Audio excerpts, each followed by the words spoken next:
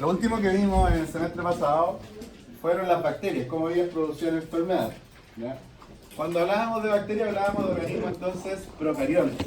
Lo primero que vamos a reconocer en esta unidad es que estos agentes infecciosos, que son los parásitos, son todos constituidos por células de tipo eucariontes. Los parásitos que vamos a estudiar, todos pertenecen, parte de ellos pertenecen a al reino animal. ¿Ya? Estos organismos eucariontes, parásitos, pueden ser unicelulares. ¿Ya? Y acá vamos a encontrar entonces a los protozoos. Y también los parásitos pueden ser claramente multicelulares. Aquí vamos a encontrar entonces por fin a los helmintos, y esto es lo que yo les decía. Los helmintos son los gusanos. También el otro grupo de parásitos multicelulares son los artrópodos. Y estos dos grupos, helmintos y artrópodos, pertenecen, como les trataba de decir recién, al reino animal. ¿Ya? Esos van a ser entonces los tres grandes grupos de parásitos. Muchos de ellos, a excepción de los protozoos, son organismos que podemos ver a simple vista. Ya vamos aquí a estudiar, por ejemplo, las lombrices solitarias, que son organismos que ya no son microscópicos. Son organismos que pueden tener llegar a tener tamaños de 30 metros. ¿Ya? Vamos a estudiar a los piojos, que probablemente casi todos acá en la sala en su infancia deben haber tenido piojos en algún momento. ¿Ya? O tener algún conocido que haya tenido entonces piojos, porque son organismos entonces macroscópicos. ¿Ya? Aquí ya no sirve hablar de microbiología, porque precisamente varios de estos agentes que producen enfermedad son macroscópicos. Cuando estudiamos las bacterias el semestre pasado, les decía que las bacterias, cuando producen enfermedad, se encuentran en su forma vegetativa. ¿Ya? Que es la forma de la bacteria en donde ésta se puede, ¿cierto?, alimentar. Gracias al alimento produce energía y gracias a esa energía se puede reproducir. ¿Ya? Cuando nosotros hablamos de una infección, hablamos de que un microorganismo ha llegado en determinado punto aquí en el tiempo cero y comienza a multiplicarse, y se multiplica tanto que aparecen aquí los síntomas y la enfermedad infecciosa. Bueno, en el caso de las bacterias, ¿qué produce este proceso infeccioso? Es la forma vegetativa de la bacteria. ¿Ya? Y solo en algunos casos, las bacterias podrían pasar a esta forma, a la forma de resistencia. ¿Ya? De hecho, yo les mencioné que es un grupo particular de bacterias las que hacen eso, que son los bacilos, y parte de los bacilos gram positivos. ¿Ya? Ahí nosotros mencionamos al género Bacillus y al Clostridium. La mayoría de las bacterias entonces producen enfermedad estando en esta forma que denominamos como forma vegetativa. ¿Ya? El esquema del parásito se va a complicar quizás un poco. ¿Ya? En realidad yo encuentro que son mucho más fáciles los parásitos que las bacterias. Pero el panorama se puede complicar porque un parásito tiene un ciclo de vida, ¿ya? También conocido como un ciclo evolutivo. ¿Ya? ¿Qué es lo que es esto? ¿Ya? Un ciclo de vida del parásito, un ciclo evolutivo. Es el conjunto de estadios del parásito. ¿Ya? Por ejemplo, ¿ya?, un animal que tiene un ciclo de vida, que probablemente ustedes lo han visto y están muy conscientes de eso, son las mariposas. ¿Ya? Dentro de los artrópodos, este grupo se divide en insectos y arácnidos. Si bien nos vamos a centrar en aquellos insectos que estén asociados en causar algún tipo de patología, las mariposas también son insectos, ¿ya? Que no causan daño al ser humano hasta ahora, por lo menos, ¿ya? Que no esté asociado a ese tipo de cuadro, de un tipo de cuadro infeccioso. ¿Ya? Entonces, Esta mariposa que ustedes están acostumbrados a ver, sobre todo en esta época de primavera, bueno, hay mariposas que son más bonitas que otras, pero este individuo que ustedes ven volar y que ustedes identifican como mariposa, es la forma adulta de este animal, ¿ya? Y de él existen, por ejemplo, machos y hembras. Esto se llama dimorfismo sexual, igual que en la especie humana, existen individuos que son machos y otros que son hembras, ¿ya? Ese también es un término importante de anotar porque lo vamos a utilizar bastante, que es el dimorfismo sexual, ¿ya? Individuos machos y hembras. En el caso de las mariposas, estos machos y hembras se aparean y la hembra, entonces estamos hablando del individuo adulto de las mariposas, donde les decía entonces que hay dimorfismo sexual, machos, hembras, ellos se aparean y la hembra adulta en determinado momento va a comenzar la postura de los huevos. Los huevos. Entonces esto que estamos mencionando aquí son los diferentes estadios de este ciclo de vida, comenzando por el adulto. El segundo estadio serían los huevos, y de esos huevos se emerge una forma larvaria, ya que en el caso de las mariposas comúnmente se llaman orugas. ¿Sí? Pero viene un estadio entonces larvario. Aquí tenemos entonces la presencia de un tercer estadio. De esa larva se va a realizar un proceso de metamorfosis y lo hace dentro de una pupa. ¿Ya? Ahí dentro entonces esta larva, que tenía un aspecto, tenía cierto hábito alimenticio, va a cambiar su morfología y desde esa pupa, en el proceso de metamorfosis, emerge nuevamente un individuo que puede ser macho o hembra. Entonces se cierra este ciclo, ¿ya? Yo comencé con el adulto y a ese le di el número 1, pero claramente si esto es un ciclo, podríamos haberle puesto el número 1 a cualquiera de los estadios ahí mencionados. ¿Ya? ¿Dónde se complica un poco más la situación con los parásitos? Es que los parásitos muchas veces tienen estos diferentes estadios y estos estadios causan enfermedad en animales. ¿Ya? Varias de las parasitosis que vamos a mencionar en la clase corresponden a zoonosis. Las zoonosis son enfermedades que pueden pasar desde el animal al ser humano. ¿Ya? Eso es lo usual que entendamos por una zoonosis, pero es muy importante reconocer que son enfermedades que pueden pasar desde el ser humano también de vuelta al animal. ¿Ya? Entonces, ¿qué va a ocurrir con esta combinación de eventos, el ciclo de vida y el hecho de ser zoonosis? Es que en algunos parásitos el animal va a sufrir la infección por el parásito y el parásito va a estar alojado en un estadio, que podría ser el mismo en el humano o podría ser entonces un estadio del parásito en el humano diferente. ¿Ya? ¿Si no lo entendieron? Yo podría hablar de un estadio de vida del parásito A que está en el animal. Ese estadio podría ser el mismo en el ser humano. O en el animal yo podría tener un estadio y en el ser humano podría tener un estadio que sea diferente. ¿Ya? Entonces, esa es un poco más compleja la situación de los parásitos. ¿Estamos claros acá, chicos? ¿Dudas? Esta clase es un poco para introducir algunos términos que vamos a utilizar en el curso de parasitología, nada más. Los ciclos de vida de los parásitos pueden ser clasificados según el número de huésped que participen. ¿Quién era el huésped? ¿Qué nos va a interesar? El ser humano, ¿no es cierto? Recuerden que nosotros en este curso de microbiología y parasitología estamos estudiando esta relación simbionte. ¿Qué es lo que es una relación simbionte? Una convivencia, ¿ya? Pero más. ¿Qué es lo que es una relación simbionte? ¿Cómo? Una relación donde dos organismos se necesitan el uno al otro para vivir. ¿Dos qué dijo? Organismos. ¿Y cuál es el requisito para esos organismos? Porque, por ejemplo, un matrimonio sería una relación simbionte. No. En el caso de la simbiosis hay que reconocer que estos organismos que señala Pablo deben ser de especies diferentes. ¿Ya? se van a asociar entonces dos individuos, un individuo A y otro B. Hay tipos de simbiosis, una de ellas es el mutualismo.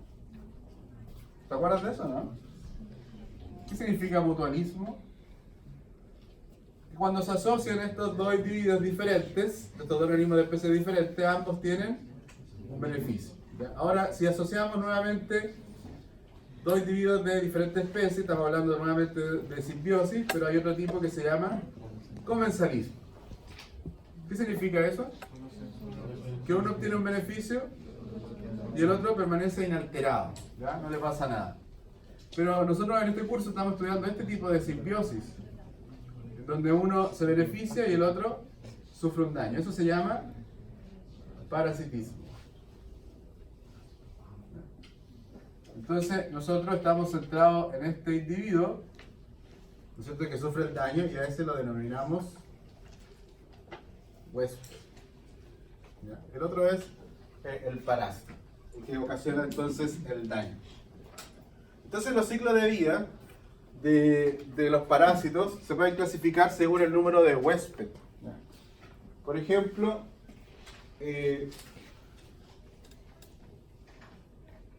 clasificación por número de huésped.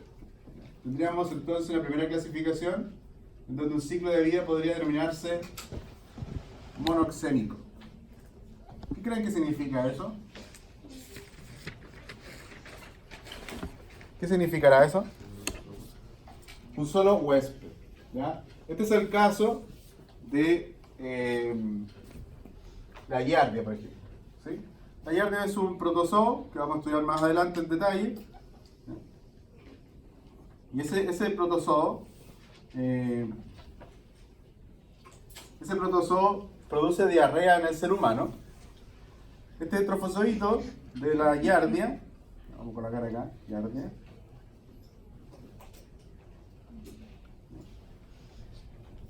Esta forma vegetativa de la giardia, cuando no encuentra las condiciones para su multiplicación, se va a transformar en la forma de quiste. ¿Sí? Ahí va a estar entonces el quiste de esta giardia.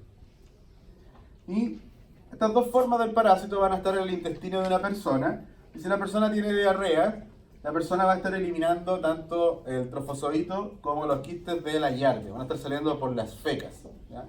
De ahí entonces que vamos a hablar de una forma de transmisión que es el fecalismo. Me parece que lo mencionábamos en la clase del semestre pasado. ¿Ya? Que es la transmisión de un agente infeccioso por el consumo de alimentos o bebidas contaminados con fecas. ¿Ya? Entonces, otra persona, ¿ya?, consume alimentos contaminados y lo que va a estar ingiriendo en realidad son los quistes. ¿Ya? Y ese quiste, una vez que ha sido ingerido, va a liberar nuevamente ¿a quién? Al individuo que habíamos denominado como trofozoito, ¿sí?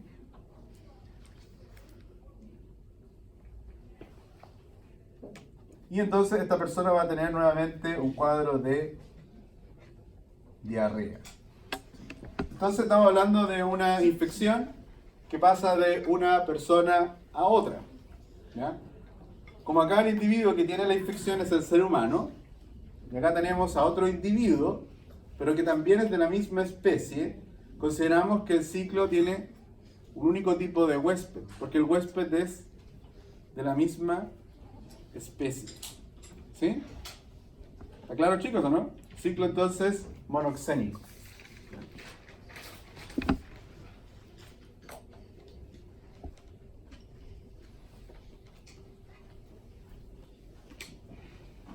Hay ciclos que se denominan dixénicos. ¿Ya? ¿Qué significará eso? Dixénico, que tiene entonces dos huéspedes. ¿Ya? Pero en realidad lo que se utiliza actualmente es la denominación de ser heteroxénico, que significa que el ciclo tiene más de un huésped. Y por lo tanto, como la definición es más de uno, un ciclo heteroxénico incluye a un ciclo que sea dixénico. ¿Ya? Bueno, vamos a hacer el ejemplo de un ciclo dixénico, y es, por ejemplo, el de la tenia solium. ¿Por qué estoy escribiéndolo en cursiva esto? ¿Por qué?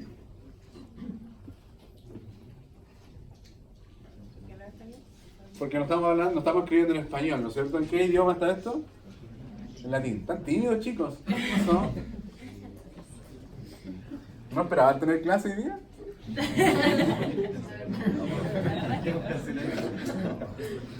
¿No han tenido clase esta semana? No. ¿En serio? ¿Qué clase de profesores tienen? Solo tenemos microbiología. ¿Qué? Solo tenemos microbiología. ¿Cómo solo microbiología? No tenemos nada de clase. Cancelan a las 12 de la noche. ¿No vino ni el bacteriófago a grabar la clase?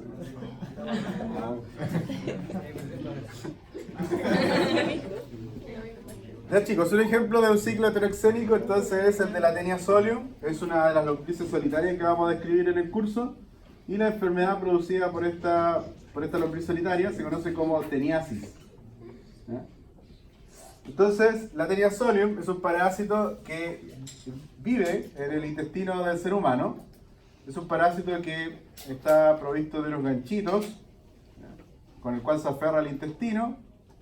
Y este parásito entonces puede llegar a tener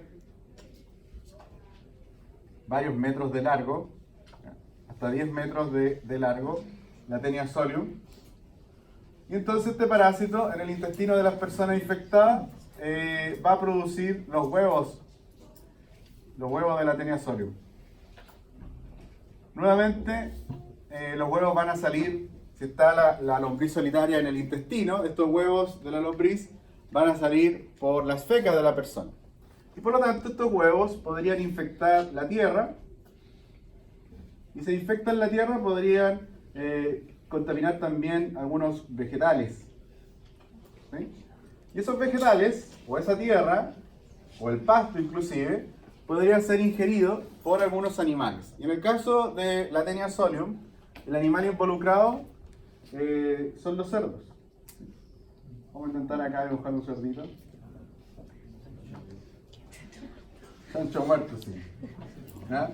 Son los cerditos. Entonces, cuando los cerdos ingieren alimentos contaminados con estos huevos, del huevo sale un embrión que termina infectando la carne de estos cerdos, y en el interior del cerdo se va a generar una larva que se conoce con el nombre de cisticerco. Aquí ya estoy demostrando lo que ya le trataba de explicar al principio. Los parásitos tienen un ciclo de vida, diferentes estadios. Entonces, si ustedes se fijan, el ser humano está albergando uno de los estadios, que es esta forma adulta.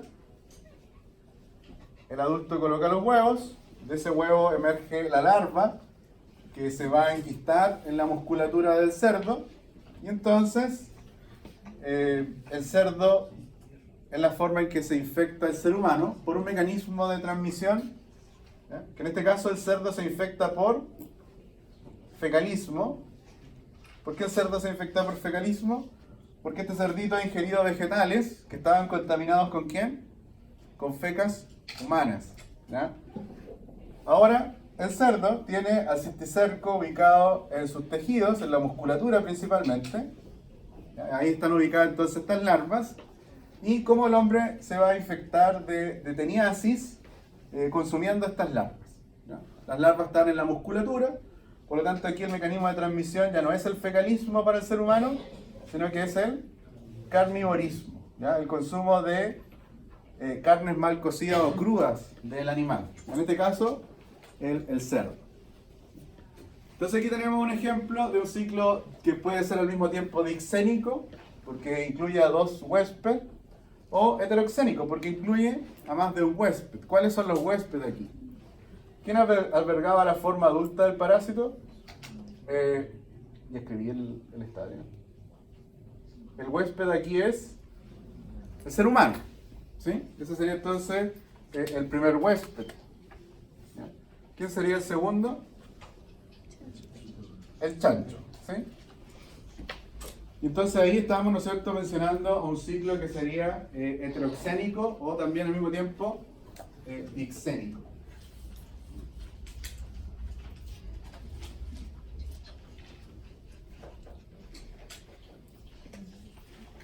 Vamos a ver ahora la clasificación de los huéspedes.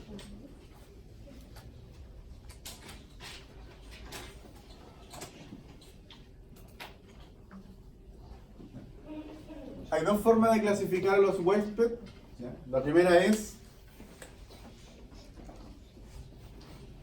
que los huéspedes se denominen definitivo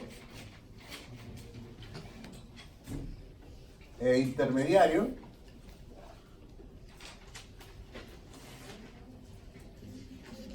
Y la segunda forma de clasificar es que los huéspedes se denominen vertebrado. Vertebrado está bien escrito, ¿no? Siempre. Gracias. Puede ser un huésped vertebrado o invertebrado. Nunca se deben combinar estas denominaciones. ¿Ya? Cuando yo digo que un huésped es definitivo dentro de un ciclo, el otro huésped será intermediario. ¿Ya? Ahora, cuando yo digo que en un ciclo uno de los huéspedes es vertebrado, ¿ya?, el otro debe ser invertebrado. ¿Ya? ¿Qué cosa no puede ocurrir en una denominación? Es que yo diga que uno de los huéspedes es definitivo y el otro sea invertebrado. Ese tipo de denominaciones, esas combinaciones no pueden ocurrir. ¿Ya? Entonces, si he dicho que uno de los huéspedes es definitivo, el otro es intermediario. ¿Ya? ¿Qué significa lo que acabo de mencionar? Se va a definir como huésped definitivo aquel huésped que albergue la forma adulta o de reproducción sexuada del parásito. ¿Ya? Esa sería entonces la clasificación de un huésped definitivo. El huésped que alberga la forma adulta o la forma de reproducción sexuada del parásito. ¿Quién será el huésped intermediario entonces?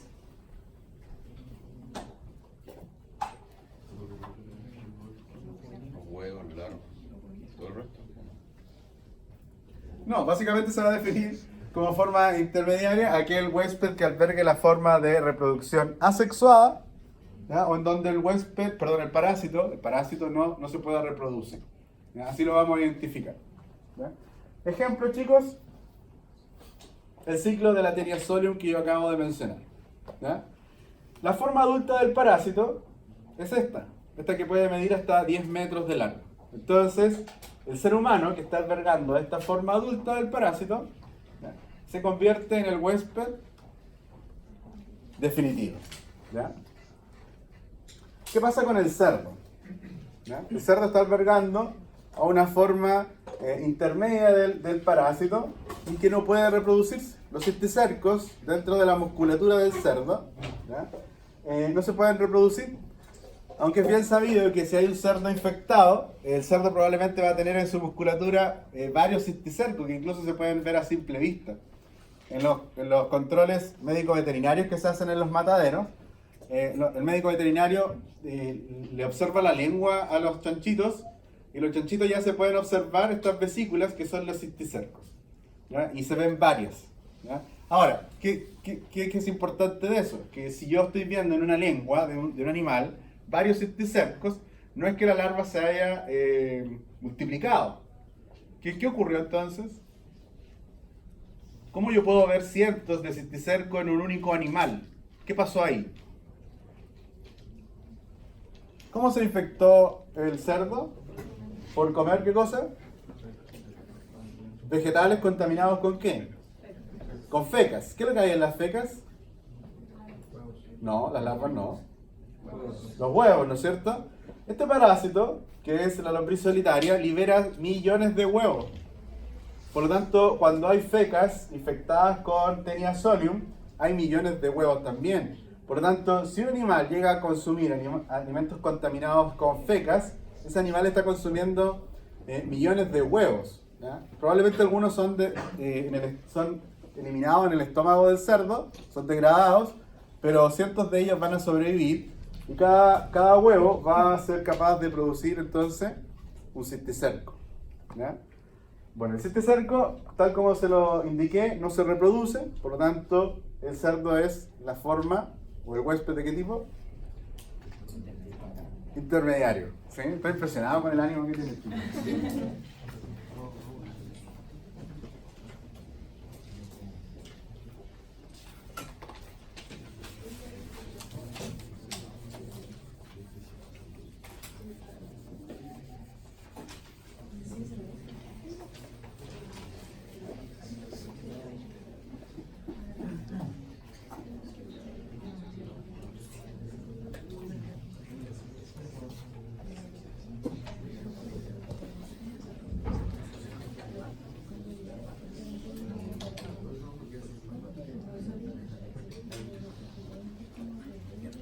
El Trypanosoma cruzi.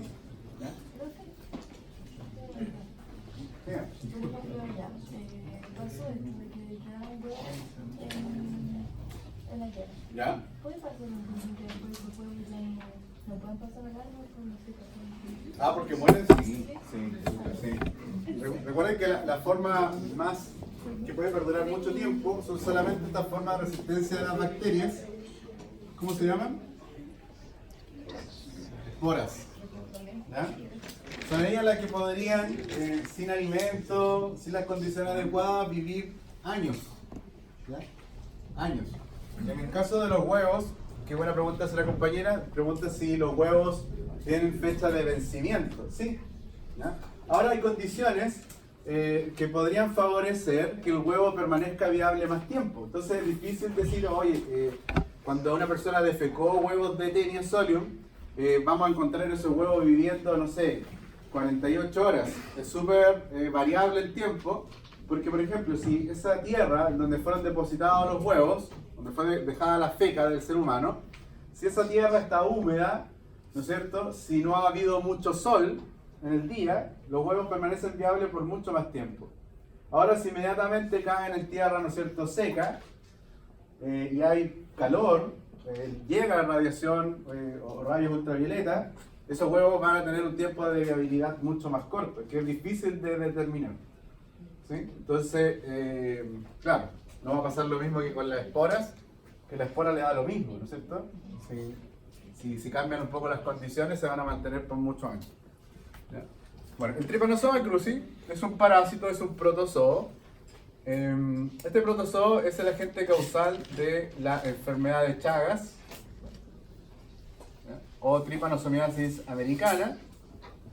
¿Ya? Este parásito en el ser humano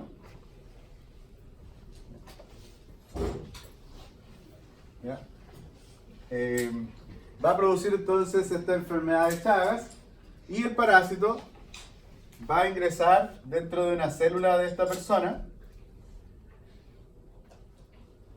y va a ingresar bajo una forma del parásito o un estadio que se llama tripomastigota. Luego el parásito, una vez que ya esté dentro de la célula, una vez que esté dentro del huésped, de la célula huésped, el parásito comienza a multiplicarse dentro de la célula huésped bajo un estadio que es intracelular, que se llama, cada uno de esos estadios dentro de la célula se llama amastigota. Y luego, con el tiempo después, esto lo vamos a ver en detalle después, chicos, cuando veamos la enfermedad de Chagas, estos mastigotas vuelven a convertirse en los tripomastigotas que salen de la célula. ¿Para qué creen ustedes que salen?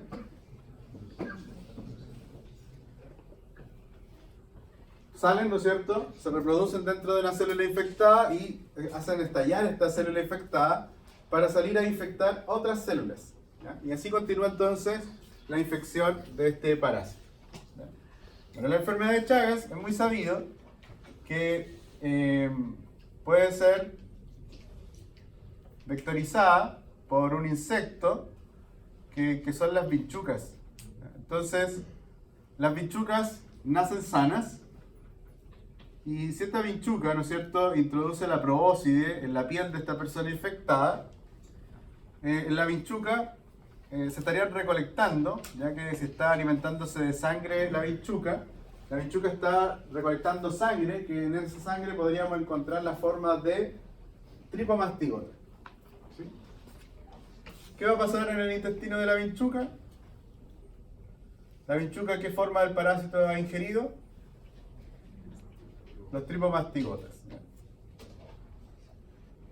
Estos tripomastigotas se van a convertir en otra forma del parásito que se llaman, ahora sí, epimastigotas.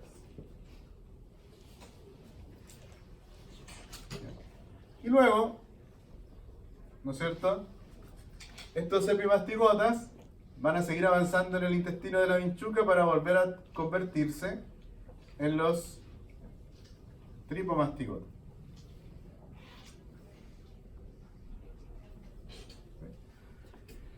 Entonces, la vinchuca infectada, lo vamos a hacer hacia el otro lado ahora, tiene en su intestino a la forma de epi y tripomastigota. ¿Sí? La vinchuca cuando pica a una persona, la vinchuca para hacer más espacio en su abdomen, ella defeca. ¿Sí? Come y caga. Entonces, la vinchuca va a dejar un rastro de feca aquí. No es tan grande, ¿ya? No es tan grande la deposición, pero para que lo entiendan, chicos. En las deposiciones, la vinchuca estaría dejando la forma de tripomastigotas, ¿ya?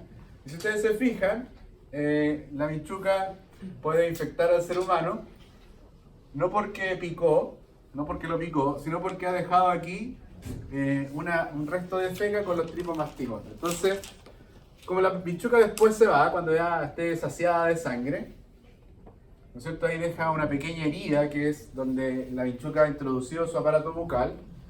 Esa picadura después comienza a picar, ¿ya? Y entonces la persona se va a rascar y va a arrastrar contenido fecal de la vinchuca hacia la herida. Y entonces los tripomastigotas llegan a la célula del huésped, invaden, se multiplican, destruyen células y los tripomastigotas salen para infectar otras células. ¿Sí? Comenzamos el ciclo aquí en el ser humano. La persona infectada infectó a las vinchucas infectada infecta a otra persona y así entonces podemos continuar. Este ser humano puede ser reemplazado por cualquier tipo de mamífero. ¿Ya? En donde un mamífero, como perros, ¿ya?, o otros silvestres, se infectan. Entonces, primera pregunta que les voy a hacer, chicos. Según el número de huésped, este ciclo sería... ¿Por qué heteroxénico? ¿Cuántos huéspedes son necesarios? 2. ¿Sí? ¿Alguien pensó que 3? Nadie va a asumir su error, ¿no es cierto? Ya. ¿Por qué 2? Porque solamente para concluir el ciclo del parásito necesito al ser humano o al mamífero, que lo reemplaza, en este caso. Y el otro huésped sería entonces la vinchuca. Bueno, los tripomastigotas no pueden reproducirse. Es por eso que cuando los tripomastigotas invaden las células se tienen que transformar en amastigotas que sí se reproducen, pero lo hacen por el proceso de fisión binaria, que es una reproducción de tipo asexuada. ¿Ya? Los tripomastigotas en el intestino de la vinchuca podrían ser degradados, podrían ser digeridos por la propia vinchuca. Entonces, como no pueden reproducirse, recuerden que estos tripomastigotas, ya hemos dicho, no se reproducen. Una forma de mantenerse en el intestino de la vinchuca sin ser degradados es convertirse ahora en la forma epimastigota, que nuevamente va a comenzar a reproducirse. Y la reproducción nuevamente es por fisión binaria, que ya hemos dicho es una reproducción asexual. ¿Sí? La pregunta es, ya le pregunté por el tipo de ciclo según el número de huéspedes, ¿cómo serían los huéspedes entonces ahora? No podemos hablar de un huésped definitivo ni intermediario, porque aquí el parásito siempre que se reproduce, ¿Lo hace de qué manera? Lo hace de manera asexuada. Por lo tanto, el huésped humano, que les dije, puede ser reemplazado por un huésped mamífero, un animal. ¿Es el huésped entonces de qué tipo?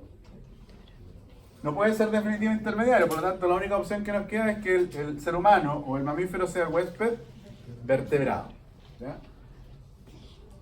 Y en el caso de la vinchuca, que es un insecto, ¿ya? Es un invertebrado, por lo tanto ahí podemos distinguir que este sería el huésped invertebrado.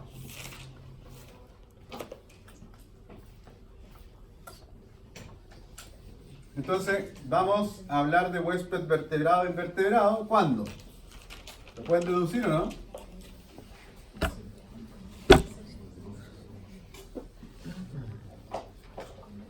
¿Cuándo vamos a utilizar esa denominación entonces? Más que eso. Cuando no podamos distinguir una forma de reproducción, ¿de qué tipo? Sexuada. ¿Ya? Cuando no podamos distinguir ese tipo de reproducción, entonces hablamos de un huésped vertebrado o invertebrado. Les decía, chicos, que muchas de las parasitosis se denominan como zoonosis. ¿Qué pasaba con la zoonosis?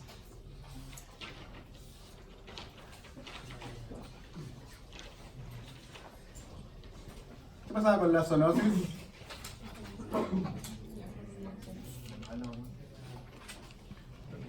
¿Cómo vamos a entender a la zoonosis? ¿Son las enfermedades del animal al humano?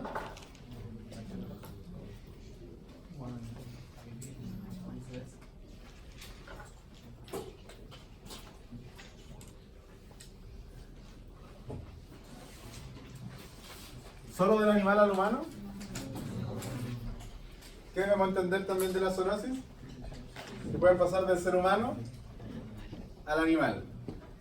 Están súper animados, chicos. ¿Por qué he dibujado 4 veces el mismo esquema?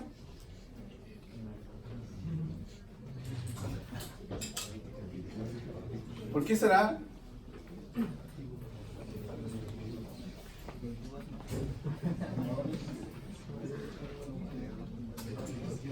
¿Ah? Diferentes tipos, ¿cuántos serán? Excelente. Ya. Hay 4 tipos de zoonosis. Bueno, la zoonosis más simple es aquella en donde el estadio del parásito es el mismo en el ser humano y en el animal. ¿Ya? Las bacterias son los clásicos ejemplos de una zoonosis que se denominan ahora como zoonosis directa. ¿Ya?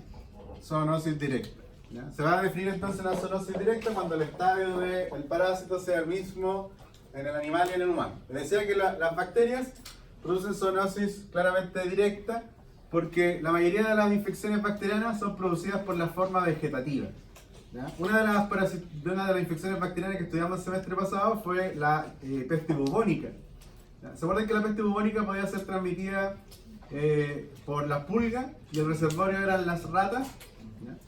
Si yo tomo una muestra de sangre de la rata, yo lo que voy a encontrar en la sangre es la forma vegetativa de la Yersinia pestis. Y si tomo sangre de una persona infectada de peste bubónica, ¿qué me voy a encontrar en la sangre de esa persona? También en la forma vegetativa. Entonces es siempre el mismo estadio, que en realidad no hay otro para las bacterias. Pero básicamente así debemos entender una zoonosis directa. Si hay zoonosis directas, ¿qué más habrá? Mentira, son cíclicas. ¿Ya? No existen las zoonosis indirectas. ¿Ya? Las cíclicas, ¿ya? ¿Qué significa con eso que he hecho ahí? Que el estadio del parásito es uno en el animal, el estadio del parásito en el ser humano es uno diferente. ¿Ya? Ejemplo de zoonosis cíclica. Nuevamente acá el ejemplo que ya dibujé, el de la Taenia solium. ¿Ya? Recordemos, chicos, el ser humano está albergando ¿qué estadio del parásito? El adulto. En tanto que el cerdo, el animal, está albergando otro estadio del parásito, que es la larva o también conocido como cisticerco. ¿No? Sería entonces una zoonosis cíclica.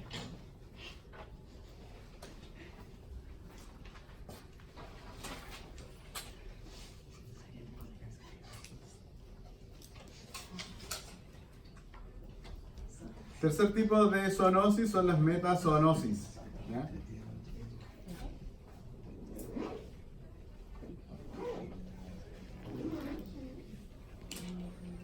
¿Qué estoy diciendo con eso, chicos?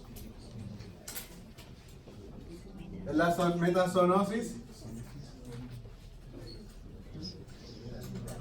¿Pueden interpretar estos símbolos?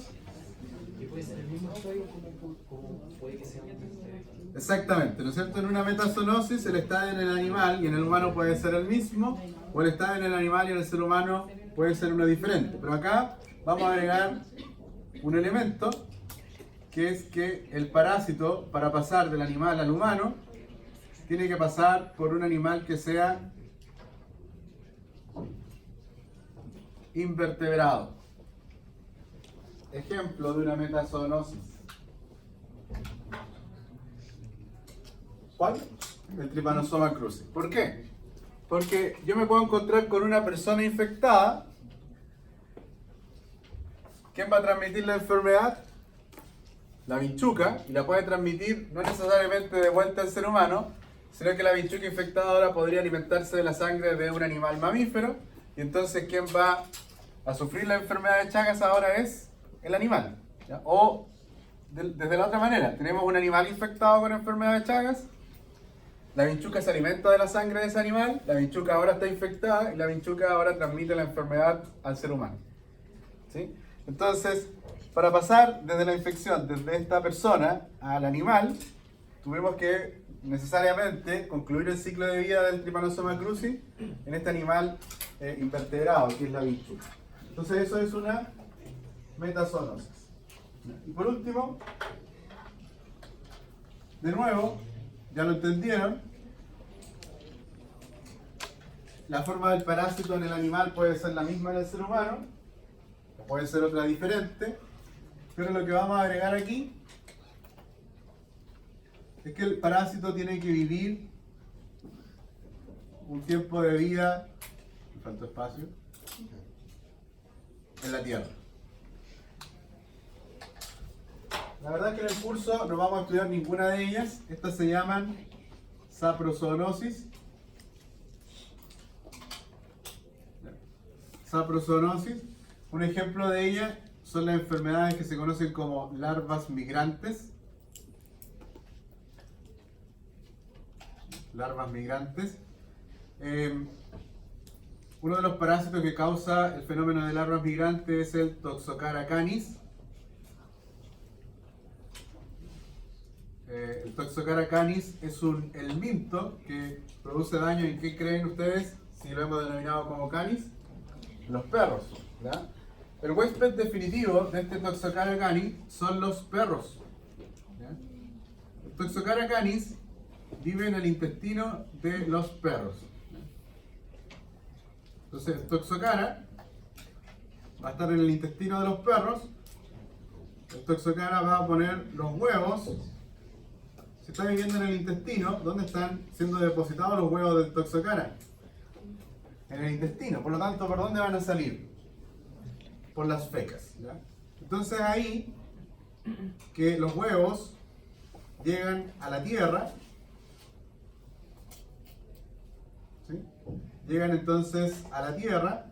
Acá en la tierra comienza el proceso embrionario del huevo, hasta que dentro del huevo, en la misma tierra, se ha formado la larva del parásito, y se ha formado entonces esta larva.